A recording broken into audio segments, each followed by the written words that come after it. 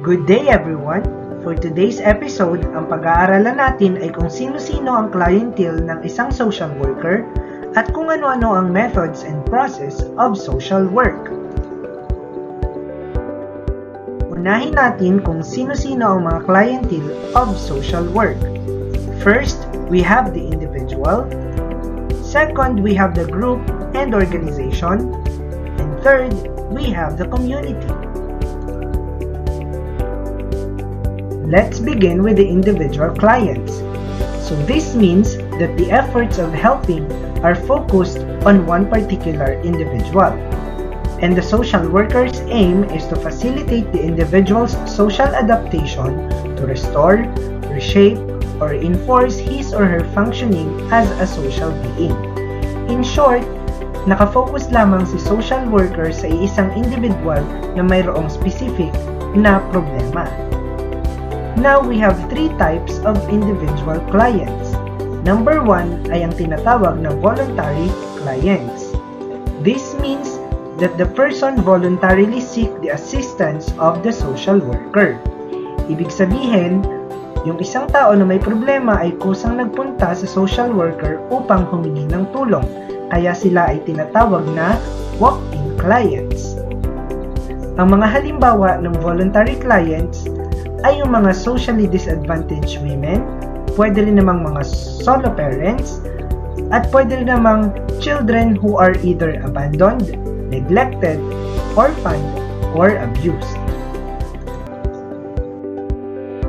Pangalawa naman ay ang mga involuntary clients.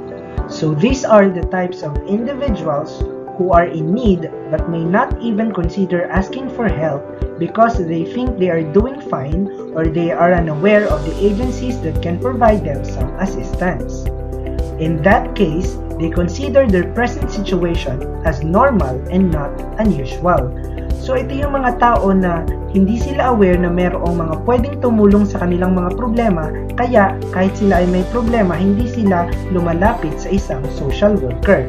Ang mga halimbawa ng involuntary clients ay ang mga street children, working children o yung mga nagtatrabaho, the youth in indigenous communities, at pwede rin namang mga out-of-school youth. Ang pangatlo naman ay ang referred clients. These are the clients that are being assisted by another person, group or organizations, and the community leaders who are concerned about the client situation. So ito naman yung mga clients na tinulungan o sinamahan ng ibang tao upang magpunta sa isang social worker dahil sila ay nagmamalasakit sa kanyang sitwasyon. Ang mga halimbawa ng referred clients ay ang mga drug-dependent persons, mga abandoned child, or ang mga elderly without family.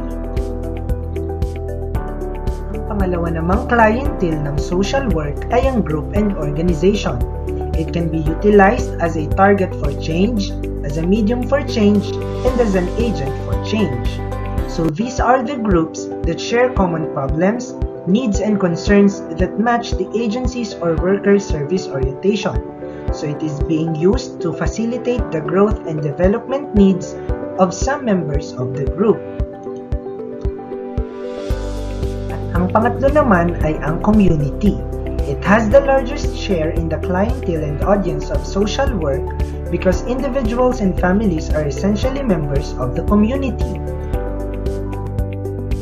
Dalawang uri ng community, ang geographic community at ang functional community. Kapag sinabing geographic community, people in a specific geographic area. Ibig sabihin, ang mga tao ay nakatira sa iisang specific geographic area kagaya ng village, barangay, district, municipality, city, province, region, or region of the world.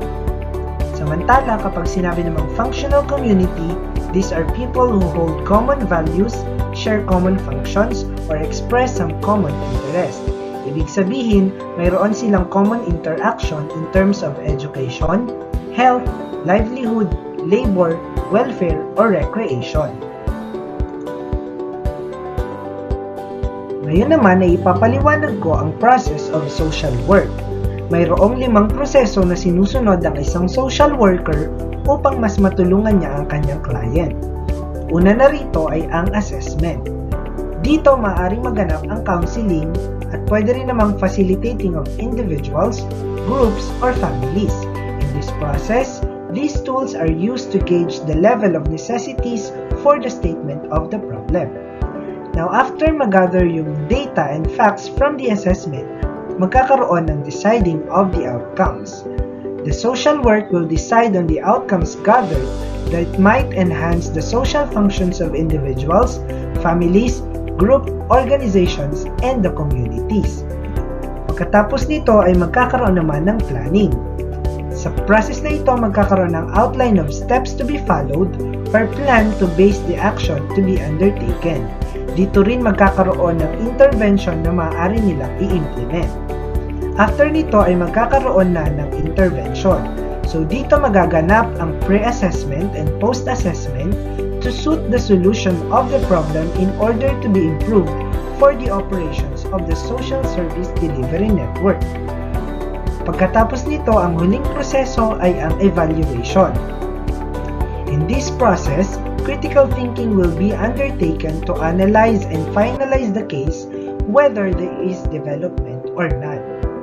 Ibig sabihin, ang 5 prosesong ito ay dapat sundin ng sunod-sunod at naaayon sa kanilang proseso upang mas magkaroon ng maganda at epektibong resulta ang session ng isang social worker at ng isang client.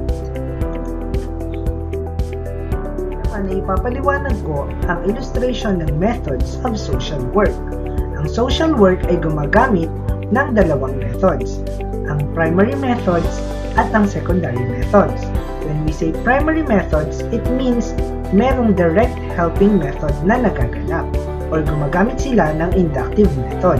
Ibig sabihin, mula sa specific papunta sa broad or from simple to difficult. Kapag sinabi namang secondary methods, these are the support of the first 3 methods of the intervention and implementation of the following in order to formulate solutions to the individual case. Under ng primary method ay ang social case work. It enables the person to move more freely in the situation he finds difficult to deal with.